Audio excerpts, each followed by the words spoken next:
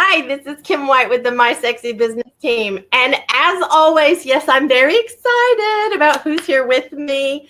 I know that you all probably get tired of hearing me say that, but you don't understand how impressed I am with my princess friends. I think it's amazing to have these kind of people in my life, and I'm super excited. Now, today is Teachers Appreciation Day. And I think it is absolutely fitting and perfect that we have on an experienced teacher, a hardcore, bubbly little bombshell of a teacher that actually is going to rock your world. Welcome, Monica Scheel, to the Sexy Business team. Hello, and I want to introduce our other little teacher. This is Maisie. Oh my goodness. Hi, She Maisie. teaches me so much every day, just like my kids did in first grade. Oh, they had so much to teach me. Well, let me tell you, I have puppy fever pretty bad, so I probably will live vicariously through you and Maisie for a while until I can find a puppy I need. Yes. Thank you so much for agreeing to come on today and talk about something that, we were talking before a little bit about. It's kind of raw and it's kind of messy, but it's the real deal. It is the real deal. So I really want to know how learning to be yourself helped you in business. That is a topic that this is the business page, and we help people create sexy businesses for sexy lives. And you have a sexy life. You are you are absolutely you are a great example of planning your life in a different way than what you started out expecting. And I love that, but it took you to that place of finding out and being who you really are. Yeah, and who I am is someone that isn't really what society tells us is normal or acceptable or valuable. So, those are the messages that I've received most of my life up until probably 7 years ago. So yeah, I have ADD, and just FYI, the whole psychiatry board of whatever, they have lumped ADHD and ADD. It's now under one title of ADD. So yeah, I live with that every day, and I have to I have a lot of legs on my table. Otherwise, I wouldn't be where I am today. People with ADD, we are very misunderstood, and we are basically told to not be ourselves from when we're young. The school system very much encourages that message that you're not okay, you don't fit in, and everybody's telling you, why can't you be like everybody else? And when you know something's off about you, and as a child you can't pinpoint it, and you're going through the system and you're just at a loss, my heart goes out to people with ADD, because most of us, how do I say this? When you suffer from not understanding yourself and you weren't able to establish any type of self-esteem or sense of personal wealth or value, you're going to seek a feel-good. And, oftentimes that's not going to be something that's really going to benefit your life. Like a lot of people in my opinion, with ADD aren't able to encompass that into their lifestyle to help them with their career or help them grow and advance. Maybe they're going to turn to things that are going to harm them and harm those around them. So I feel actually kind of like a survivor, to be honest with you. I have a teaching degree. I have a National Board's teaching degree. It's the highest degree you can get. I have a black belt. I purchased my own home. I have an accomplished teaching career. I am a thriving entrepreneur. But these things did not come easy. They did not come easy, and they wouldn't be in place had I not, how I discovered this was, as a teacher, you have kids that, whatever, they're hyper and all that, and their parents don't know what to do, and then they take them to the doctor, and the doctor will send, if they have a suspicion of ADD, they'll send a form with the kid for the parents to fill out, for the teacher to fill out. And so, after like 5 years of filling out these forms, I was like, dang, I think I need to take this test. And so I did. I took a test online. And of course it, says, of course you have ADD. Are you joking? And so at that point, I decided that I really wanted to know for sure, and I wasn't going to just trust any doctor. And so I live in Vancouver, Washington, which is by Portland, Oregon. And so we have a teaching hospital here, Oregon Health Sciences University. It's a top university. So I went to the head of psychiatry, the head of the ADD department, and got tested. And you know what he said to me? We're talking, we're doing all this work, whatever. And it was kind of like, I want to say almost right to the very end. And he says, it must be exhausting getting out of the house every morning. And I'm like, well, yeah. Like, just for me to get out of the house. And still to this day, between 3 and 5 or 3 and 7 times, I will leave the house because I've forgotten something. And part of that is because an ADD brain is like, we honestly don't understand time. And I don't know how I can effectively communicate that to people, like what that means for me. But what it means is that until the pressure's on, my brain isn't going to kick into high gear. Like, as soon as that pressure starts exerting, then everything clicks. And that's when, like, you're talking the outflow of ideas and creativity, and like everything flows. But I can't just sit and do it. Like, you go, I'm going to go sit and have a planning session for what I'm going to go live about this week. It doesn't work for me. And so, managing all that is a really, really hard task. And so I'm learning all the supports that I need so that I can continue being my biggest and brightest and best self. And, that's my job, is to be my biggest and brightest self, because, everyone in this world, that's their job, because we all have value. We all have something to offer. Every single person does. So I feel like it's my responsibility to others to make sure that I can put things in place so that I can be my best self. And, yes. I've had to do a lot of discovery around this. And so I have to be on medication. I also have to move. I have to do Qigong, which when I don't do it, I have way too much energy for my body. Way too much energy. And I have to do my emotional work. I have to do, I have a life coach, talking through all those layers of the onion, all the self-esteem. That's just, it's going to be a never-ending battle for me. And, See, I want to... Having a good partner, I got to tell you, is all the difference in the world. So, yeah, I've been told that I'm a waste of a waste of space and a waste of the air I breathe. And so, I'm not at a place anymore where I'm allowing other people to define my worth. I'm defining my worth, but it's taken a heck of a lot to get here. I want to show you really quickly. This is a book that every person with ADD needs to look at. If you have a kid with ADD or anything, this is my Bible. It's called The Gift of Adult ADD.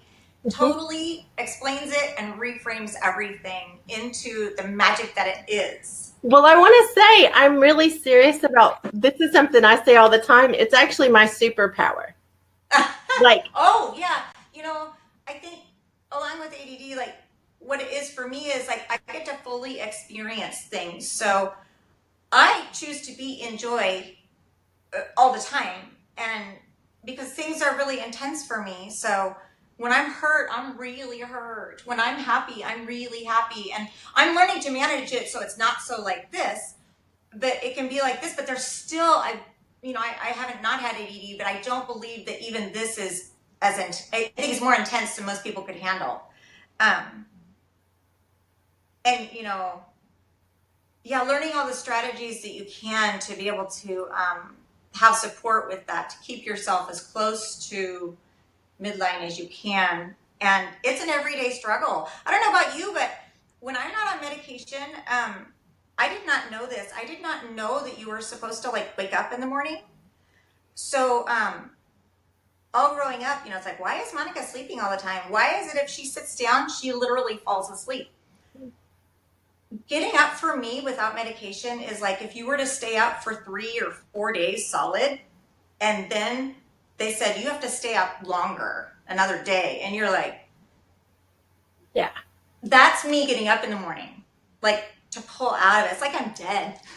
But anyway, so that's why the medication helps with me, and I'm really trying a lot of Eastern and Western. So I have an acupuncturist I work with. I have a life coach. It's multifaceted. But yeah, this book, totally recommend. And I want to say that anybody out there, that this is an amazing book too, because it talks about brain rules and how your brain works. And the more I know about that kind of stuff, the more that I can know about people, and that I have to do a lot of self-monitoring. Yeah. And so you're not alone. I mean, and my partner, he's read this book and he is very aware of what he's dealing with. And it's like, he calls me though the city of lights on the hill, something like that. And so he says I'm the city of lights on the hill. Like, the beauty is so much there, but I'm a lot of work. So. I'm a high maintenance princess also. I learned in school that what you're talking about being different, I learned I was different because I could not pay attention when the teacher would lecture. Oh, yeah. I had to learn because, 30 plus years ago when I was in school, it was not talked about. There wasn't even that term, I don't think. No, and I feel really sorry for my parents, because there was some things that happened in my family with my brother's health, and he was 2 years younger than me, and some dynamics changed, and I fell into that category of don't hurt the little brother, like, what, it's nothing against my parents, it's what we knew, right? But when you have somebody protecting this one child and then this other child who can't control her impulses, that's a difficult thing, and those remnants are definitely still alive. And so I'm so grateful that we know now what's going on. And I don't know about you with the whole ADD thing, but people say it's made up, and I'm like, I absolutely 1000% support getting the dyes out of your system. Eat healthy, get the milk out, get the grains out, get all that stuff out. But it is very real, and I'm not sure if you know this, that so when you sign up for 23andMe to get genetic testing done, you can take your results from that, and then you go to a website called Genetic Genie, and you say, "Hi, Genetic Genie, I'm here." And it says, "Wonderful. Would you like to link us to your 23andMe?" Yes. And then it analyzes the genetic data. It gives you information on your prefrontal cortex. And so we're finding, a lot of ADD brains, all the ones that I've seen, our brains can't methylate or unlock vitamin B. So vitamin B is the fuel that makes the whole prefrontal cortex engine run. So if my brain can't do that, I'm a completely handicapped person. And so, you have to work with a doctor, go on your methylated vitamin B, and I will tell you, it changes your life. I had no idea. When I try and sort things and categorize them, it is so hard because I could do it by color, I could do it by size, I could do it by season, and I cannot decide. I get into overwhelm. I was going to say all at the same time. Yes, and it's like, whenever I'm going to paint a room, the only place I get paint is I go to my paint store that has a selection. It's like, how do I say this? It's local for the Pacific Northwest, and so it only has a certain amount of colors, and they all go together. And that's why I do it, because they only have a certain amount of colors and they all go together. I'm like, I need to strategize where I'm going to buy paint. I can't go into places of overwhelm. And that's a huge strategy for me. Huge, huge.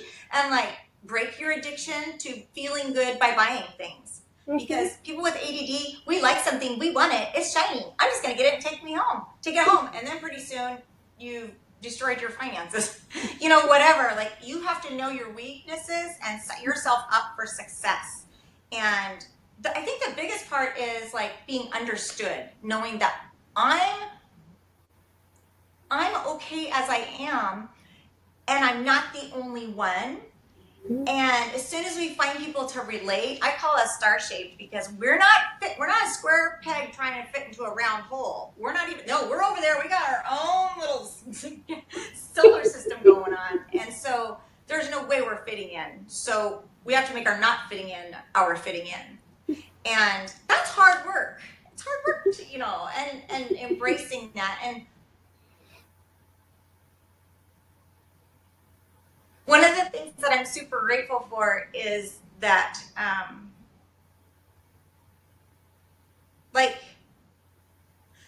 there are people out there that don't want to micromanage me and don't want to put me in a box, and they just want me to be me. And, it's the whole, like my life is like Larry David, and Seinfeld, and like, it's actually real and authentic. And I have to look at it as a sitcom a lot of times, because it's freaking funny. It's like, who does this happen to? I might as well embrace it. And, what do we have without joy? Like, nothing. So, I don't know. I'm really sorry. No, you're fine. Do you want to know something else I do? Do you want to know something? Okay. I have learned to read faces. So you can read people's faces to tell what kind of a person they are. Like their jawline, it all says something about their personality. And like, I don't know about you, but I have super strong intuitive skills, like super strong. But then it's like, to go ahead and match that with like some actual intellectual skills to like say, yeah, it's okay, you're right, okay, go with that. Like, it just validates everything. Yeah. People try and put so much structure on us. That's why I couldn't fit in the school system. They actually wanted to turn me into a drone, and I couldn't do it. I couldn't turn my kids into drones. They're too special. And I wanted to tell you, if somebody's out there as a parent with a kid with ADD, I want you to be really sure that you talk with their teachers. And those teachers, like for me, I had great success in the classroom. And it's because the kids that worried me were the ones that sat there quietly. The ones that are going to push me and ask me questions, they're thinking, and that's what we want. So we want teachers that are embracing that attitude, and that we are all human partners, where there is no hierarchy. We do have we can be in charge of people in a group, but we are not in control.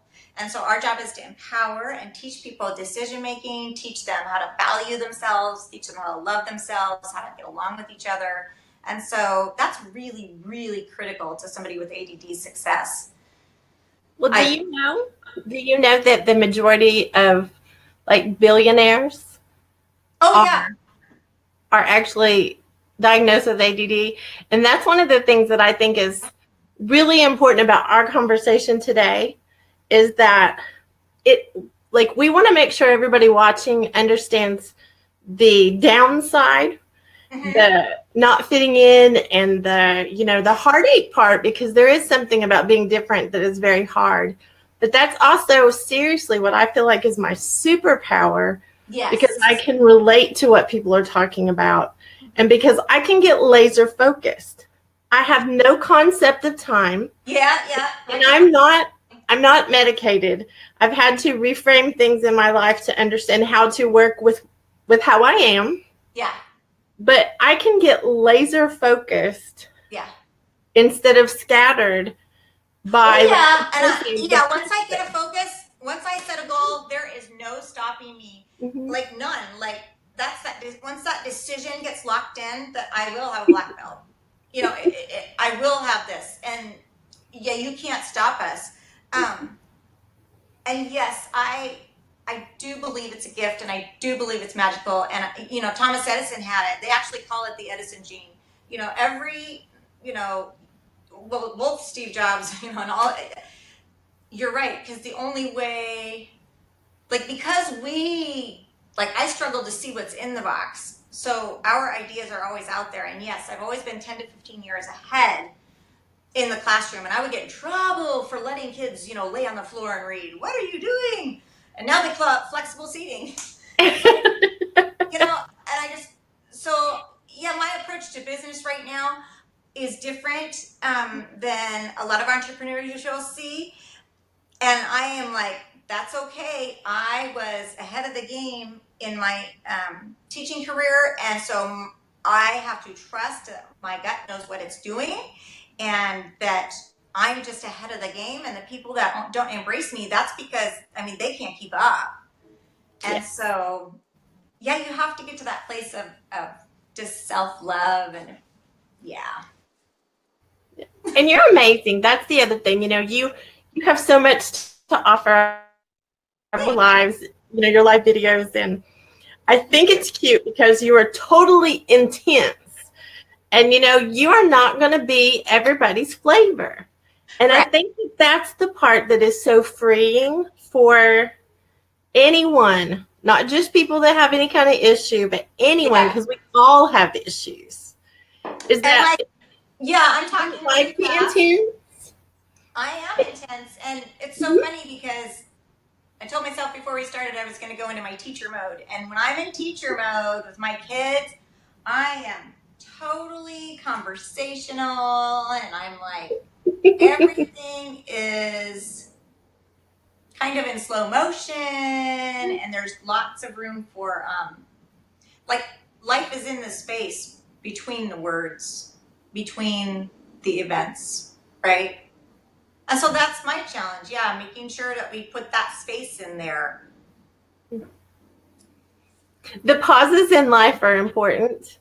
And it's just something that's more difficult if you're so high strung. And I do think we're very high strung. I think that that's one of the descriptions, that if someone's watching something, because I've caught myself, and I think it's kind of funny watching you, because I think you're the same way, is that I'm excited about everything. I'm excited. And so the only thing I'm not excited about is I don't understand why these people go to Africa and they hunt elephants. I'm like, what are you thinking, right? But everything else in the world, I think I'm good. But I go, oh my God, I only have one lifetime. How am I going to get this all done? There's got to be more than one lifetime. I buy that. Well, being excitable though makes other people because you are contagious. If all you were doing was being intense and not adding value, then you might be fun for a little bit, but people would get tired of that. But the part that I love about you is that you're intensely giving value. You are making analogies. You are, giving, you're actually teaching the entire time, just in a different way. And I think that's powerful though, because it's a powerful tool, to get a point across in a different way, because, most people see the world in different views, and we think everybody needs to see the world in the same view, but we don't. Right. So I love to hear your viewpoint. I love to be able to hear other people's viewpoint, because it gives me a different perspective. I struggle with that fine line, towing the line versus stepping over it. We're doing lots of learning in our branding course, and it's sometimes I don't know boundaries. Yeah. It took me years I didn't know the world wasn't my oyster. I had no idea I couldn't touch everything. I'm not kidding. This is recent learning, within the last 10 years. And why is it that am I choosing to step over the line because the rebel in me, or is it because I don't trust the box? Or finding that place is really difficult. But it's all a journey, and we're all learning and growing, and so it's okay as long as you're open, right? It's I'm open to receiving feedback, and I'm always like, yeah, bring it on. That's another thing. I think once you start doing your work and looking in the mirror, looking at your self-esteem, looking at how you were raised, looking at your life experiences, look at the things, your pains, your hurts, your traumas. Like, once you get used to working through that stuff, like, you're not afraid of the mirror anymore. And then you could receive feedback. Like, criticism doesn't exist anymore because it's either that person's opinion, like, and you can own your opinion of not liking me. Like, I want that. I want you to own you, and I want me to own me. Or is this person letting me know there's a shift I can do, and like, yay, okay, bring it on. And so that's really liberating. Yes. I wish I would have been here 20 years, 30 years ago. I think it's extremely liberating too, because there are a lot of people who don't like me, and I used to that would grieve my heart because I want everybody to like me. And then I realized that the ones that don't like me really don't know me, because I am kind and I am generous and I am all the things that we, as a character strive for, but I am a different flavor. I have princess problems. I talk about getting lost everywhere. I never know what time it is. Those are just things that if you hang out with me, if you want to, you can overlook some of those things and realize they're sincere things. It's not that I'm trying to get lost, because trust me, I hate the feeling of getting lost, but everywhere I go, I don't travel alone at all anymore, because I've been lost in some pretty scary places. See, that's so funny, because I am the best I'm the best at directions. I can like stand and like I can just know. Well, and I don't know if this is true for you. Most people I am not sandpaper with, but the people that I'm sandpaper with is usually because there's like an unhappiness or something inside them. And so, like, if they can't micromanage me and tell me what to do, have power over me, then they just really don't like me. And I don't think that is anything to do with me. Right. I had someone tell me it's like when Indiana Jones goes down in that snake pit, and it's all dark, everything's fine, till he turns on the flashlight. Then they're like, like, ooh, I don't want to see myself.